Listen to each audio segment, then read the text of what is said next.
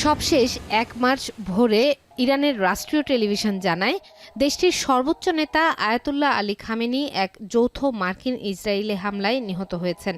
বিশ্লেষকদের মতে এটি কেবল একটি সামরিক হামলা নয়, বরং ১৯৭৯ সালের ইসলামী বিপ্লব পরবর্তী ৪৬ বছরের রাজনৈতিক কাঠামোর উপর সরাসরি আঘাত। তবে মধ্যপ্রাচ্যে সামরিক অভিযান, শাসক পরিবর্তন এবং টার্গেটেড হত্যাকাণ্ড এটিই প্রথম নয়। গাদ্দাফি থেকে শুরু করে কাসেম সুলাইমানি কিংবা হাসান নাসরুল্লাহ গত ২ দশকে আঞ্চলিক ও বৈশ্বিক শক্তির ভারসাম্যে গভীর প্রভাব ফেলেছে এসব হত্যাকাণ্ড। ২০০৩ সালে যুক্তরাষ্ট্রের নেতৃত্বে ইরাক আক্রমণের পর সাবেক প্রেসিডেন্ট সাদ্দাম হোসেন তিকরিতের একটি গোপন আস্তানা থেকে আটক হন। ৩ বছর বিচার শেষে ২০০৬ সালের ৩০ ডিসেম্বর ভোরে তার ফাঁসি কার্যকর করা হয়। চিজি আইসক্রিমের সাথে ভেলভেটি কেকের মিশ্রণে পোলার রেড ভেলভেট আইসক্রিম, মন ভালো থাক। সাদ্দামের পতন ইরাকে দীর্ঘস্থায়ী অস্থিতিশীলতা, সাম্প্রদায়িক সহিংসতা এবং আইএসের উত্থানের পথ তৈরি করে, যা গোটা অঞ্চলকে অগ্নিগর্ভ করে তোলে। ২০১১ সালে লিবিয়ায় ন্যাটোর সামরিক হস্তক্ষেপের সময় দীর্ঘদিনের শাসক মুয়াম্মার গাদ্দাফি সির্ট শহর থেকে পালানোর সময় হামলার মুখে পড়েন। মার্কিন ড্রোন ও ফরাসি যুদ্ধবিমানের সহায়তায় তার গাড়িবহর থামিয়ে দেওয়া হয়।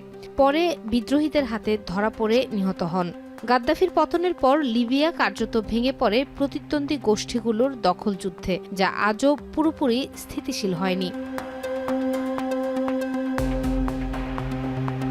২০২০ সালের জানুয়ারিতে ইরানের প্রভাবশালী জেনারেল কাসেম সুলাইমানি বাগদাদ বিমানবন্দরের কাছে মার্কিন ড্রোন হামলায় নিহত হন।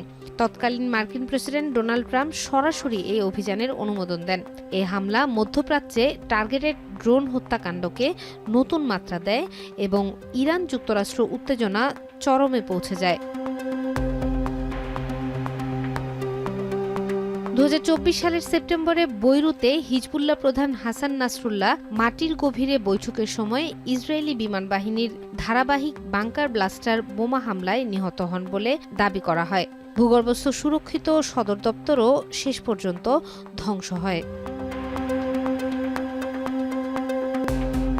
হামাসের রাজনৈতিক নেতা ইসমাইল হানিয়া তেহরানে এক রহস্যজনক বিস্ফোরণে নিহত হন। গোয়েন্দা সূত্রের দাবি, পূর্ব পরিকল্পিত বিস্ফোরক ডিভাইস দূর থেকে সক্রিয় করা হয়েছিল। অন্যদিকে গাজার রাফাতে আকস্মিক সংঘর্ষে নিহত হন হামাসের আরেক শীর্ষ নেতা ইয়াহিয়া সিনওয়ার। তার মৃত্যুর ভিডিও বিশ্বজুড়ে আলোড়ন তোলে।